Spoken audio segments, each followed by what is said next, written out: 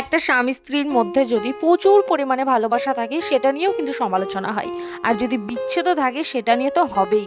তাই লোকের কথায় কান না দিয়ে নিজের মতো করে চলো, নিজের যেটা ভালো লাগবে, যেটা করতে ইচ্ছে করবে সেগুলোই করো। লোক তো আছেই সমালোচনা করার জন্য, তোমার ভালোতেও তারা থাকবে, খারাপেও তারা থাকবে। কিছু কিছু মানুষের স্বভাবটা এরকম দুমুখো সাপ টাইপের। অ্যাকচুয়ালি কিছুদিন আগে তোমাদের একটা ভিডিও পোস্ট করেছিলাম, মনে আছে, যে আমার বর আমার সব কাজ করে দিয়েছে।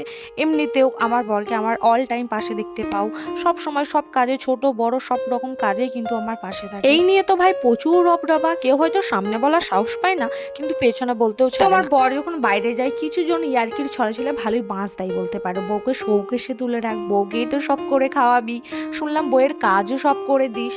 আচ্ছা, এই কথাগুলো তারা কোন বিবেক নিয়ে বলে আমি বুঝতে পারি না। প্রথমত এই কথাগুলো বললেই যে সবকিছু বন্ধ হয়ে যাবে সেটাও না, আর দ্বিতীয়ত বরটা কিন্তু আমার, অসুবিধায় পড়লে সেই আমাকেই দেখতে হবে, তোমরা কিন্তু ছুটে আসবে না।